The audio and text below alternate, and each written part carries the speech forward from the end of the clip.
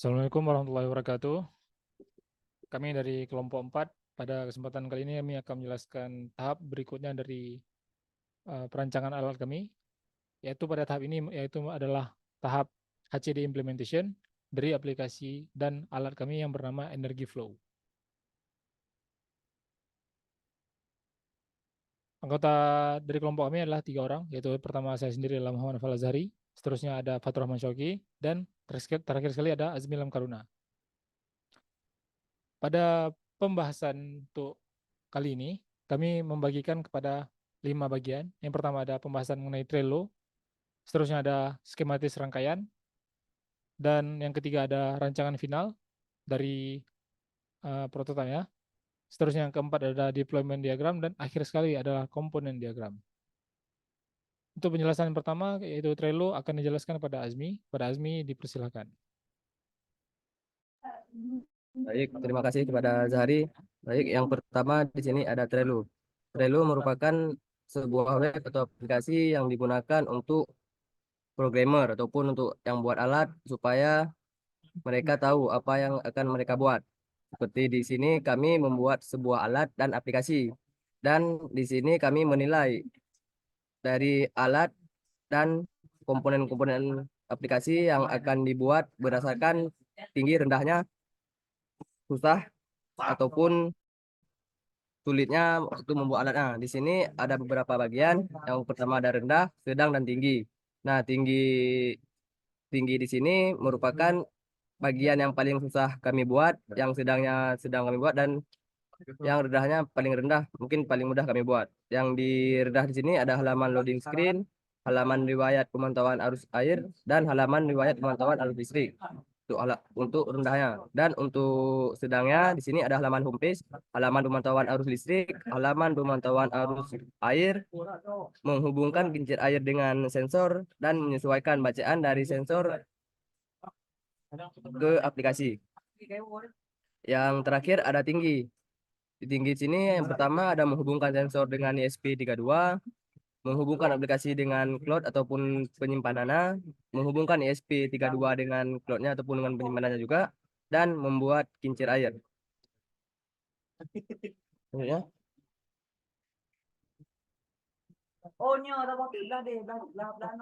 Selanjutnya ada skematis rangkaian. Skematis rangkaian merupakan rangkaian awal dari prototipe yang akan kami buat. Nah, di sini kami menggunakan kincir air sebagai pembangkit listrik A. Kincir air ini digunakan di irigasi, yang dimana akan memanfaatkan aliran air dari irigasi untuk memutar turbina. Nah, di kincir air sendiri di sini terdapat sensor water flow. Nah, sensor ini bekerja seperti dinamo yang di dalamnya ada lilitan yang akan menghitung yang perputaran kincir air, yang dimana dapat menghitung kecepatan arus air yang melewati irigasi. Nah, di sini kami menggunakan ESP32 sebagai mikrokontrolernya, atau bisa disebut juga sebagai otak dari sistem yang akan kami buat. Nah, selanjutnya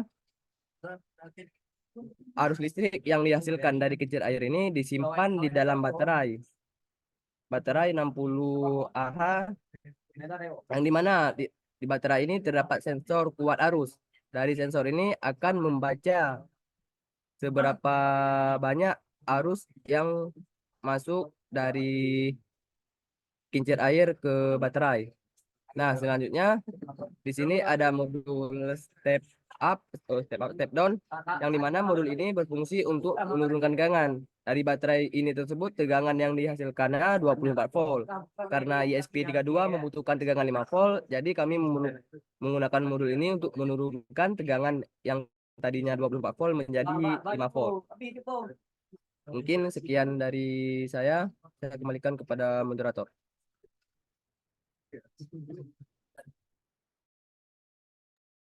Baik, terima kasih kepada Azmi. Seterusnya untuk rancangan final akan dijelaskan oleh Fatur Rahman Syauqi. Pada Fatur Rahman Syauqi, dipersilakan. Baik, terima kasih. Untuk perancangan final, ini adalah tampilan profile prototipe alat yang akan kami kerjakan, yang tengah kami kerjakan. Jadi untuk pembuatannya kami menggunakan material kardus.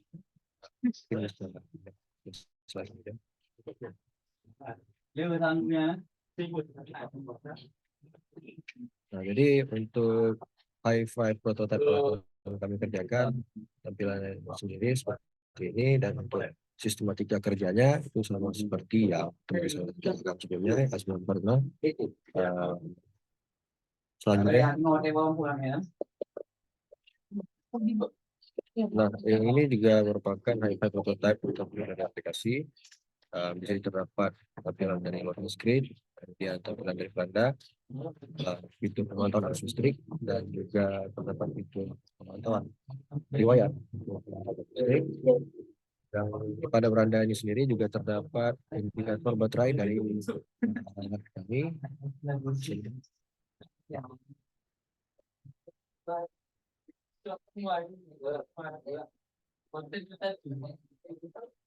Selanjutnya, nah, ini merupakan fitur pemantauan arus air, dan fitur ini sendiri juga terdapat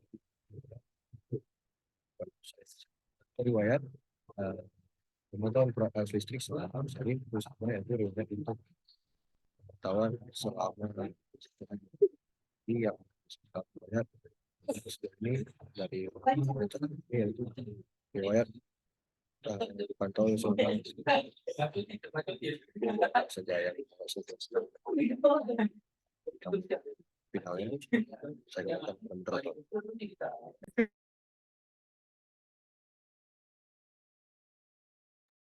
Baik, terima kasih kepada Dr. Mas Yoki. Untuk bagian keempat dan kelima akan saya sendiri yang menjelaskan. Itu pada bagian keempat merupakan deployment diagram. Deployment diagram ini sendiri merupakan ilustrasi ataupun penggambaran bagaimana arsitektur dari aplikasi mobile yang akan kami rancang ataupun yang akan kami bangun. Dari aplikasi yang kami bangun ini terdiri dari beberapa komponen utama, yaitu ada mobile app, seterusnya ada mobile yang dari sisi klien tempat kalian mengaksesnya. Seterusnya ada Google Cloud Server, tempat disimpannya database yang kami gunakan yaitu adalah Firebase. Dan akhir sekali ada Energy Flow. Energy Flow ini melambangkan alat ataupun sistem IoT yang dikembangkan, yaitu yang menggunakan ESP32 sebagai microcontrollernya. Dan terdapat dua sensor utama yang kami gunakan, yaitu ada sensor kuat arus untuk menghitung kuat arus listrik yang masuk. Seterusnya ada sensor water flow untuk menghitung arus air yang terdapat ataupun yang mengaliri kincir air yang kami bangun. Pada deployment diagram ini sendiri, server, yaitu pada Google Cloud Server ini, berperan sebagai tempat penyimpanan dan pengolahan data yang diambil ataupun yang dikirimkan dari microcontroller. Di sini kami menggunakan Firebase dan database info. Seterusnya, data yang sudah dikumpulkan tadi akan diproses di server, dan data tadi yang dihasilkan tadi disimpan ke Firebase, sehingga pembacaan data tadi dapat dilihat oleh user melalui aplikasi yang terdapat pada HP ataupun smartphone masing-masing. Dengan konfigurasi yang dirancang ini diharapkan dapat memantau kuat arus air sehingga user dapat mengetahui jumlah daya yang telah masuk ke dalam baterai dan dapat membantu user mengoptimalkan waktu tanpa perlu mengecek ataupun menggunakan alat-alat lainnya untuk melihat arus ataupun daya yang tersimpan di baterai tersebut.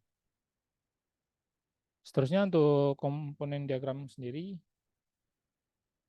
yakni pada komponen diagram adalah ilustrasi ataupun penggambaran komponen-komponen utama yang terdapat dalam aplikasi Energy Flow ini. Aplikasi ini terdiri dari 3 node utama yang kami rancangkan, yaitu ada pada bagian front end, ada pada bagian back end, dan ada juga pada bagian cloud server dan Energy Flow. Pada bagian back end ini sendiri terbagi kepada 2 node seperti yang saya jelaskan tadi, yaitu ada database dan Google Cloud Server. Seterusnya pada bagian Energy Flow merupakan pengilustrasian atau penggambaran dari alat IoT itu, yang dimana menggunakan ESP32, dimana ESP32 ini sendiri memiliki WiFi untuk terhubung ke internet. Seterusnya pada bagian front end ini terdapat view dan REST client. View ini agar ataupun bertanggung jawab dan berfungsi untuk dapat menampilkan hasil ataupun pembacaan pada aplikasi sehingga dapat dilihat oleh user. Pembacaan ataupun data yang dilihat oleh user tadi kemudian ini akan terkirim ke REST client dan dari REST client akan terhubung dengan REST API. Dan REST API ini memiliki informasi dan informasi ini sendiri akan tersimpan di database, yakni berupa kuat arus air dan kuat arus listrik. Google Cloud Server ini dapat ataupun mendapatkan pembacaan data-data tadi dari energy flow ataupun alat IoT tersebut dengan ESP32 yang terkoneksi dengan Wi-Fi. Dengan konfigurasi ataupun pengilustrasian ini, diharapkan aplikasi ini dapat memungkinkan user dapat memantau dan mengelola data, yakni data utama yang kami tangkap atau kami catat, yaitu kuat arus air dan kuat arus listrik dari perangkat IoT, yaitu ESP32 tadi.